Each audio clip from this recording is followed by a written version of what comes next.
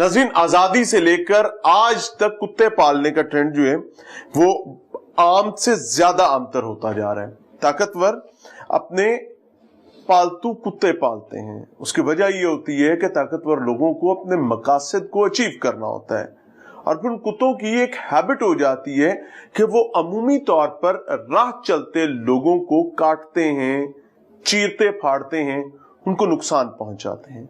हालात यहां तक आ जाते हैं कि कई लोग बाइज्जत होने की वजह से अपनी जुबानों को अपने दांतों के अंदर रखना पसंद करते हैं। क्यों? क्योंकि पहचान गए और उनसे बचते बचते बचते बचते हालात यहां तक आ जाते हैं कि इन बदबख्तों ने पढ़ना ही पढ़ना होता है। अब जिस मौजू पर मैं बात करने जा रहा हूं, अपेरेंटली अल्फाज के मुताबिक उसका आज के मौजू से कोई ताल्लुक नहीं है। एक कहानी थी, बतानी बहुत जरूरी थी। मैं सुप्रीम कोर्ट के एक वकील साहब की अहलिया के साथ मौजूद, उनकी फैमिली से, उनके अजीजो कारिब से भी आज मिलवाऊंगा। इनको राह चलते सड़क पर कुछ लोग पड़े, लफ्ज बोल रहा हूं पड़े, और फिर उनको कत्ल कर दिया गया। वो अपने आप को बचाने के लिए कानून की मुआवनत की छतरी के नीचे उन्होंने छुपने की एक अरसा तक कोशिश की। उन्होंने कानून का शेल्टर लेने की हर मुमकिन कोशिश की, लेकिन क्या करें, कुछ ताकतवर रस्सागिरों की वजह से बदनामे ज़माना, मंशियात फरोश, बदबख्त, माओ के लाल छीनने वाले, मुआशरे की नसों में नशे का जहर घोलने वाले बदबख्त शायद निजाम में ज्यादा ताकतवर रहे और वकील साहब अपनी इंसाफ की लड़ाई लड़ते लड़ते लड़ते लड़ते एक रोज हार गए। और फिर हमने कुछ मनाजिर देखे कि एक सड़क पर लाशें पड़ी हैं, गाड़ी बेयारो मददगार खड़ी है, दो भाई थे, एक भाई को इसी बदबख्त माफिया ने पहले मार दिया और फिर उसी माफिया ने पैरवी करने की पादाश में दूसरे भाई को भी मार दिया। ये वकील साहब अपने खानदान कबीले को बचाने की एक अरसा तक कोशिश करते रहे। हालात यहां तक आ गए कि उन्होंने अपनी अहलिया को, अपने बच्चों को परदेश भेज दिया। जा पुत्रे रावी, ना कोई आवी ना कोई जावी। वो कहते ना, चले हो दूर दूर हो दूर। लेकिन फिर भी मौत मुंतजर रही और मौत उनको उचक कर ले गई। मैं उनकी अहलिया के साथ मौजूद हूं। अस्सलाम वालेकुम बहन। जी वालेकुम अस्सलाम। अल्लाह ताला आपके लिए आसानी का मामला फरमाए। हमने कुछ कुत्तों की कहानी इब्तिदा में सुनाई थी जी। ये इस मुआशरे के कुछ बदनामे ज़माना हैं कुत्ते, और ऑब्वियसली उनका काम पढ़ना है और वो पढ़ रहे हैं। हुकूमत का काम इनको जहर के टीके लगाना है, लेकिन वो लगाने में नाकाम है। बहरहाल जी बिल्कुल। आपकी तरफ आते हैं। आपके हस्बैंड का नाम क्या है? जी चौधरी लतीफ सरा, advocate supreme court of Pakistan. कितना अरसा हो गया उन्हें वकालत करते हुए? उनको 30 साल से ऊपर हो गए हैं। लतीफ सरा साहब ने अपनी सारी उम्र लोगों के इंसाफ के लिए जदोजहद की है और अपने ही भाई का इंसाफ लेते लेते खुद जान से चले गए। जी। क्या मामला क्या हुआ था? क्या इख्तलाफ था? क्या वजह थी? लतीफ सरा साहब की जान क्यों चली गई? कहते हैं मंशियात फरोश थे, कौन लोग? जी जी, ये वहाँ के नंगल सादा के मुरीद के शकुपुरा में ये गांव है नंगल सादा, और ये यहाँ वहाँ के बड़े मशहूर ग्रुप हैं। ये नहीं कि हम लोग ये बात कह रहे हैं बदनामे जमाना। बदनामे जमाना मतलब इस तरह तो नेक नामी होगी तो होगा ना? नहीं जी, बदनामे जमाना ये लोग थे। और इनको ये नहीं कि हम कह रहे हैं, आप थाना मुरीद के में जाके इनके खिलाफ FIR जो दरखास्तें हैं वो देख लें, आप फिरोजवाला कचहरी में जाके इनके खिलाफ जो केसेस चल रहे हैं आप वो देख लें, आप वहां से किसी से भी पूछ लीजिएगा, उस गांव से बाहर से ही आप पूछ लीजिएगा, लोग आपको एक एक जो है वो फिंगर टिप्स पे लोगों के। कौन सा ग्रोह है, कौन सा गैंग है, इसकी तारुफ क्या है, इसका नाम क्या है, कौन है इसके चलाने वाले, कौन है इसके तमाम रूह रवां? जी ये शेख ग्रुप है और ये राना ग्रुप है। कौन है इनका बड़ा नाम क्या है? इनका जो है वो शेख ग्रुप जो है उनका पता ही है, कोई एक दो वकला हैं जाली जो है वो पंजाब बार जो है वो उनको प्रूव भी कर चुकी हुई है, लेकिन उसके बावजूद वो अदालतों में जो है यूनिफॉर्म पहन के और गार्ड्स लेके फिरते हैं। ये हमारी अदालतों में। इनके नाम क्या हैं?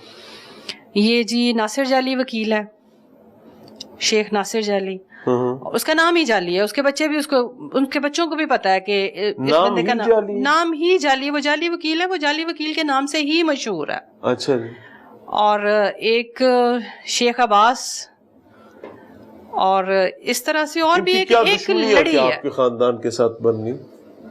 دیکھیے ہماری ان کے ساتھ کوئی دشمنی نہیں تھی. یہ انہوں نے اس سے پہلے جو تھا وہ انہوں نے میرے جیٹ کا مرڈر کیا تھا 3 سال پہلے 2022 میں. اچھا جی.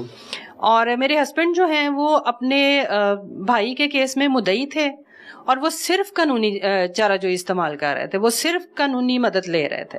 یعنی اس سے یہ لگ رہا ہے کہ وکلاء کی آپس کی لڑائی ہے, تو آپ بتا رہی ہیں اس طرح تو نہیں جی. اور فریقین بھی وکلاء نہیں, وہ وکلاء کا تو میں یہ کہہ رہی ہوں کہ وہ یہ جو گینگ ہے وہ اس کی ہیڈ ہیں کہ لیگلی وہ ان کو لیگلی بھی سیف کرتے ہیں. وہ جو باقی کے انہوں نے جو گروہ بنائے ہوئے ہیں نا, وہ جو ڈکیٹ گینگ ان کے الگ ہیں, وہ انہوں نے کیٹیگریز بنائی ہوئی ہیں کہ یہ نشہ بیچے گا, یہ ڈاکے مارے گا, یہ لینڈ گریبنگ کرے گا. وہ ایک پوری چین ہے جو چل رہی ہے. آپ کے خاوند کا قاتل کون ہے؟ جی میرے خاوند کی قاتل جو ہے وہ وہی جنہوں نے میرے جیٹ کو قتل کیا. آپ کے جیٹ کے قاتل کون ہے؟ یہی برادریاں, دونوں برادریاں جو ہیں. اللہ تعالیٰ آپ کے لیے آسانی فرمائے. مخالفت بھی نہیں ہے, کوئی دشمنی بھی نہیں ہے جی, پھر بھی شوٹرز آ کر چلتی سڑک پر آپ کے خاوند کو قتل کر دیتے ہیں جی. کیا آبجیکٹیوز تھے اور یہ کون لوگ تھے؟ یہ 2 برادریاں تھیں, شیخ برادری اور رانا برادری. ٹھیک ہے. یہ لوگ تھے, اور یہ 3 سال سے جب سے میرے ہسبینڈ جو ہے مدعی بنے ہیں, یہ 3 سال سے تھریٹ, ایون کے تھریٹس بھی نہیں, مطلب یہ اٹیمپٹس بھی کر چکے ہوئے ہیں. اس کی ویڈیوز, اس کی FIRs, اس کی اپلیکیشنز جو ہیں وہ ہر جگہ پہ موجود ہیں. میرے ہسبینڈ پہ جب بھی تھریٹ ہوتا تھا وہ ایک ویڈیو اپلوڈ کرتے تھے, اور وہ اس میں ساری حقیقت بتاتے تھے کہ جی میرے ساتھ یہ ہو رہا ہے اور میری جان کو خطرہ ہے, میرے ساتھ یہ ہوا ہے اور نیکسٹ بھی ہو سکتا ہے, مجھے بچایا جائے. کچھ ویڈیوز ہیں جی سرا صاحب کی, اللہ تعالیٰ انہیں غریق رحمت کرے, ان ویڈیوز کا ایک عکس آپ کے سامنے پیش کر رہے ہیں. ایک لمحے کے لیے سنیے گا کہ سرا صاحب کس طریقے سے معاونت اور مدد مانگتے رہے. ناظرین پروگرام میں ایک بار پھر سے خوش آمدید. یہ لطیف سرا صاحب آپ کی سکرین پر موجود تھے, اللہ انہیں غریق رحمت کرے, اس جہان فانی میں نہیں رہے. اور بڑی تکلیف کی بات کیا ہے کہ یہ اس معاشرے کو, اس کے جوڈیشل سسٹم کو, اس کی پولیسنگ کو بتاتے منو مٹی کے نیچے چلے گئے کہ بھائی یہ مافیا بدبخت ہے اور یہ ہماری جان لینا چاہتا ہے. کیوں؟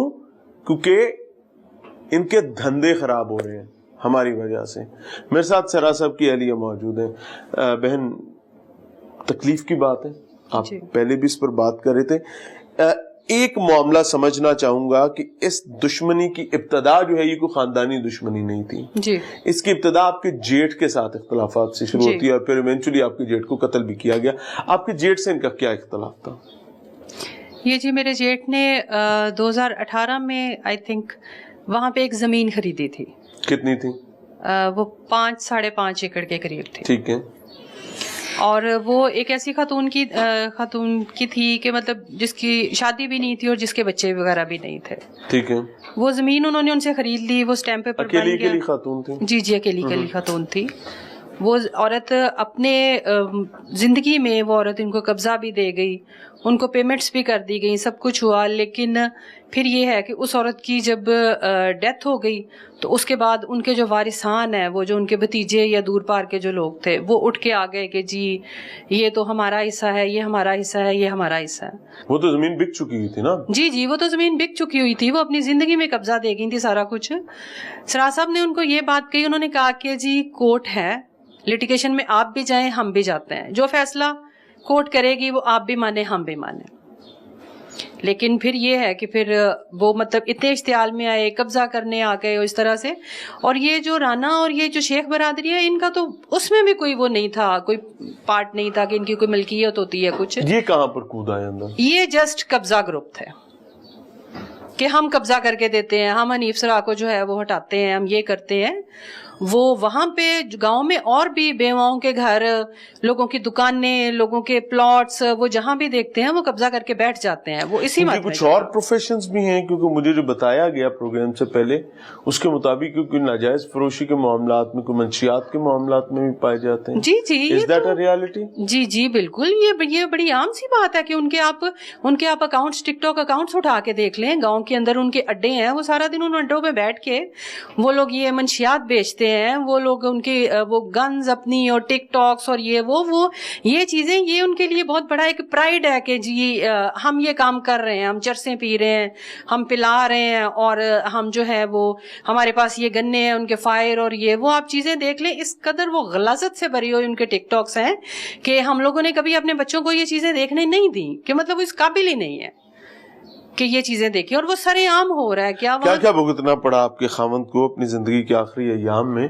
اپنے خاندان, قبیلے کو, آپ لوگوں کو, آپ کے بچوں کو محفوظ بنانے کے لیے؟ 3 سال. یہ کوئی ایک دن کی بات بھی نہیں ہے. جب سے میرے جیٹ کا مرڈر ہوا ہے تب سے یہ ہے کہ کبھی ہم اس گھر, کبھی ہم اسلام آباد, کبھی ہم سوات, کبھی ہم سکردو, وہ مطلب ہمیں چھپاتے ہی رہے ہیں, وہ چھپاتے ہی رہے ہیں, کیونکہ یہ نہیں کہ کوئی ڈھکے چھپے تھریٹس تھے, وہ واضح تھریٹس تھے. وہ لوگ یہ کہتے تھے کہ لطیف سرا جو ہے اس کو یہ مدعی بنا ہے, اس کو مار دو, تو اس کے پیچھے تو اس کا کسی نے مدعی بھی نہیں بننا, کیونکہ بڑے بھائی جو تھے وہ ان کی اولاد نہیں تھی, اور میرے جو ہیں وہ 2 بچے ہیں, تو ان کو پتا تھا کہ یہ ایک عورت ہے, یہ بچے ہیں, ان کا مزاج ہی ایسا نہیں ہے. تو بھئی اس کو وہ ہنستے تھے اس چیز پہ کہ لے اے کس چیز سے وہ کرتا ہے, اینو مار دیو تیدا, تو کسی نے مدعی بھی کون کہتا تھا اینو مار دیتے؟ یہ جیران منیر کی طرف سے بہت زیادہ تھریٹس تھے, وہ میرے تک بھی یہ چیزیں پہنچتی تھیں.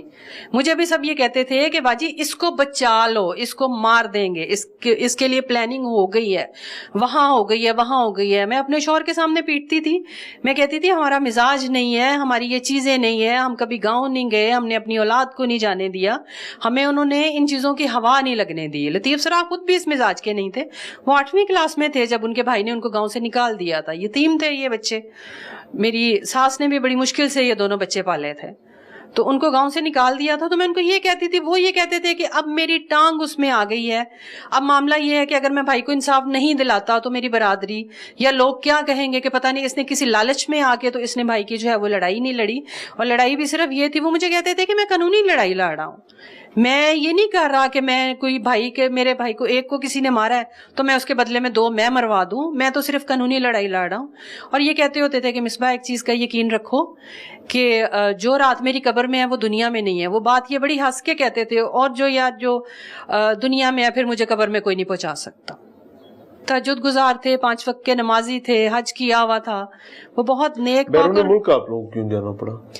بیرون ملک اس لیے کہ ہم در بدر نہیں ہو سکتے تھے, کہ مطلب ہم 3 سال سے در بدر تھے کہ اگر یہاں پہ ہم گھر آئے ہیں تو ہمیں تھریٹس ہیں. یہاں پہ ہمارے گھر پہ ایک دفعہ اٹیک ہوا ہے, یہاں پہ لوگ آئے ہیں, بس اللہ تعالیٰ نے ہمیں بچا لیا. پولیس 15 پہ ریکارڈ موجود ہے کہ مطلب پولیس جو ہے وہ ہمیں یہاں سے نکال کے لے کے گئی, کیونکہ یہ ہمارے ساتھ پارک میں 2 دن سے وہ لوگ بیٹھے ہوئے تھے, اور ادھر سے وہ آفس کے باہر بیٹھے ہوئے تھے, ہائی کورٹ میں.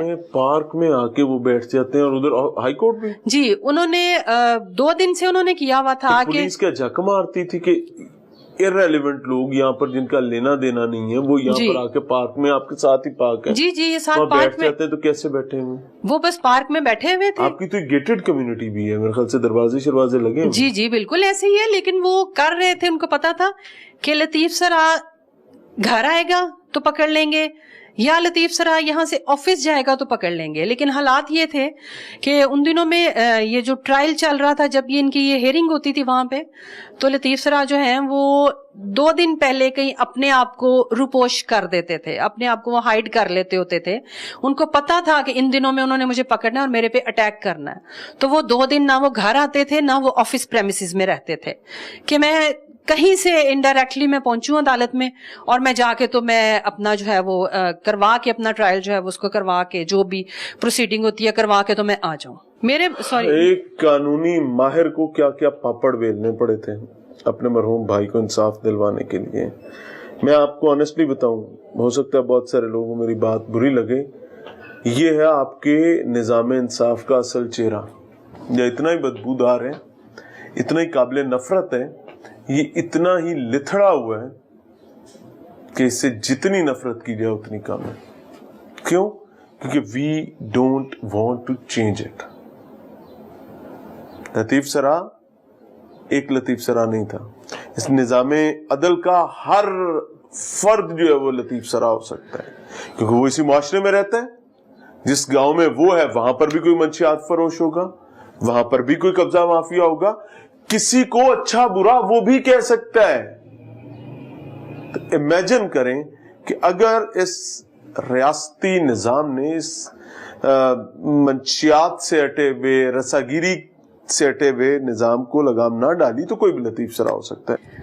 3 سال سے ٹرائل چل رہا تھا اور ابھی تک ایویڈنس کمپلیٹ نہیں ہو سکی. اچھا. جج صاحب کے سامنے سراسا پیٹتے تھے جا کے کہ جج صاحب آپ مجھے مروانا چاہتے ہیں. باقاعدہ جج صاحب جو تھے, اچھا ادھر سے 10 بندے گنوں والے, گندی شکلوں والے, نشئی لوگ آ کے جب سامنے کھڑے ہو جاتے تھے اور یہ بندہ ڈرا سہما کھڑا ہوتا تھا اور مسلح ہو کر عدالت, جی مسلح ہو کے آتے تھے عدالت میں.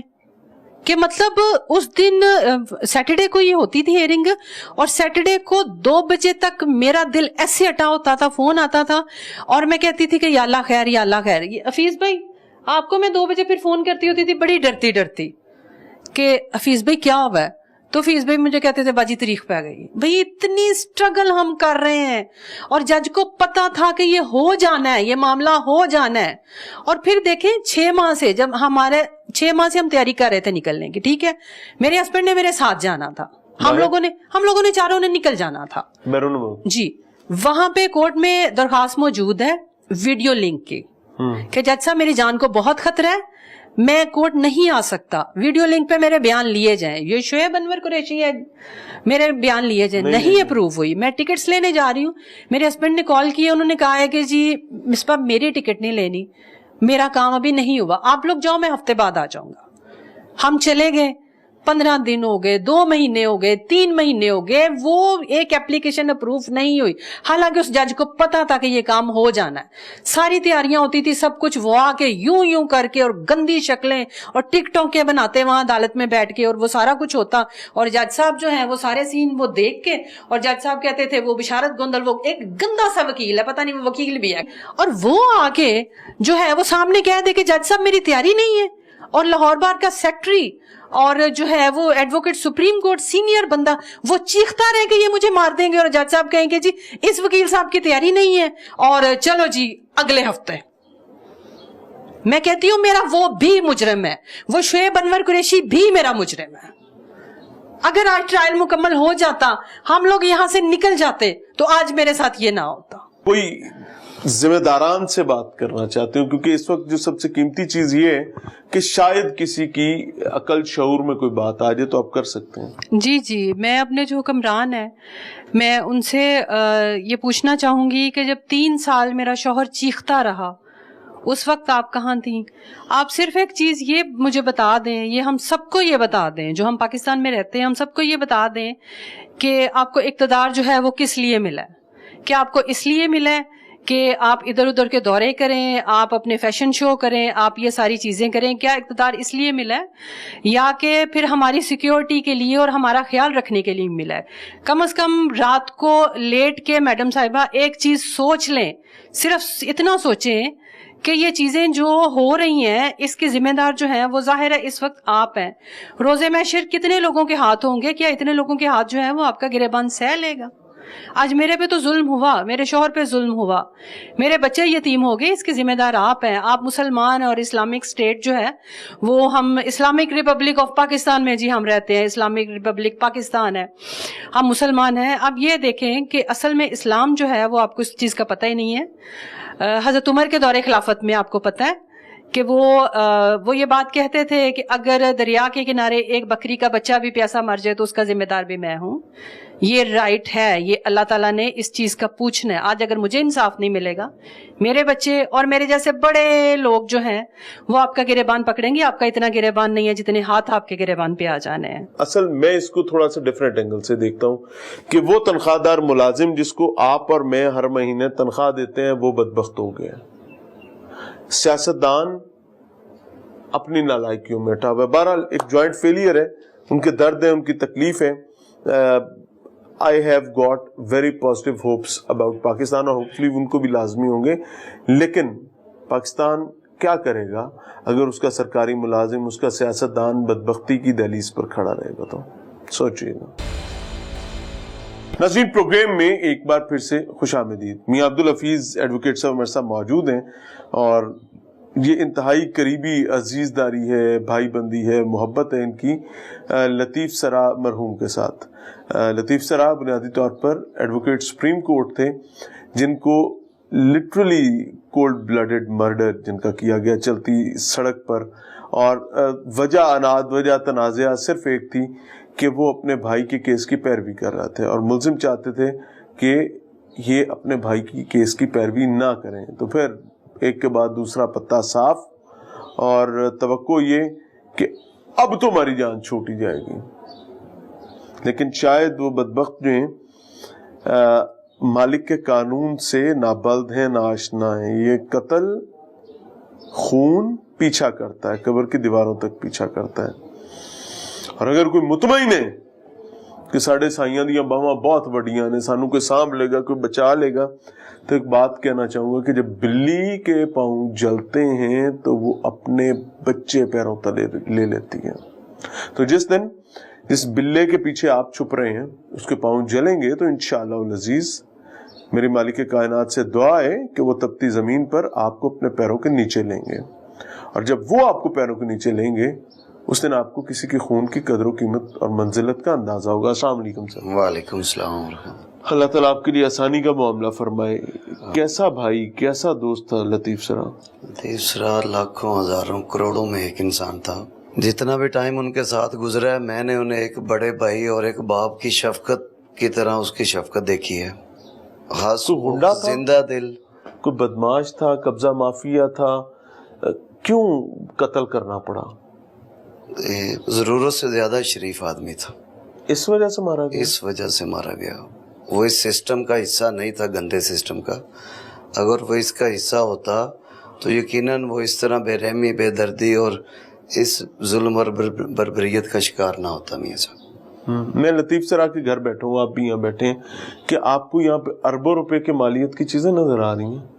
कोई नहीं, एक सादा सा, एक इंतहाई सादा सा और एक आम पाकिस्तानी का जो घर होता है, बिल्कुल वही है. वही घर. ये बड़े भाई का कत्ल हो जाना, फिर दो ही कुल भाई, दूसरे भाई का भी मारे जाना, फैमिलीज, ख्वातीन, बच्चे दर बदर अजियत की जिंदगी काटते हैं.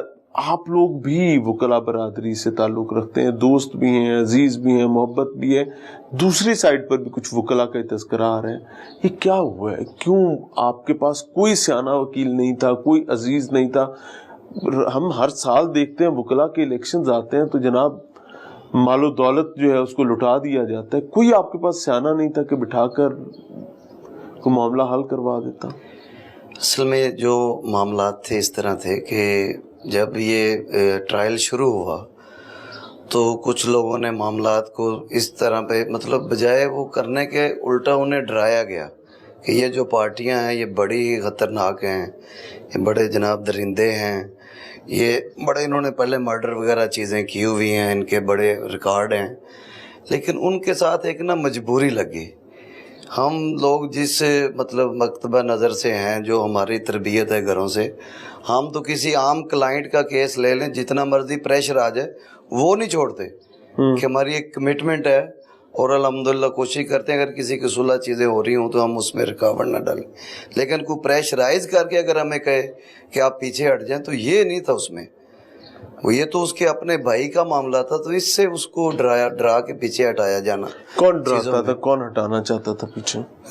सच्ची बात यह है कि उनके अपने जो रेफरेंस वाले दोस्त थे, कोशिश उन्होंने की है साथ चलने की जिस हद तक भी मुमकिन हुआ है. लेकिन साफ ज़ाहिर है कि एक लिमिट तक लोग जा सकते हैं. लेकिन वहाँ के जो सियासी लोग थे, जो असर सूख वाले थे, सब की तरफ से पैगामात मेरे इल्म में है, यही आते रहे कि मेरे पास आए, ये मसले का हल निकालें. वो किसी डेरे पे नहीं जाते थे.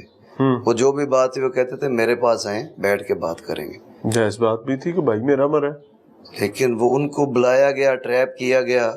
और इवन के मैं आपके इल्म में ले आऊँ कि जिस दिन उनको मर्डर किया गया है उस दिन भी पुलिस ने उन्हें बुलाया, डीएसपी, और यहाँ दफ्तर से बता के गए कि मैं डीएसपी मरीदके के ऑफिस जा रहा हूँ और मेरा एसोसिएट साथ राणा सुफियान है और हम जा रहे हैं और वहाँ से बस आना जाना करना है।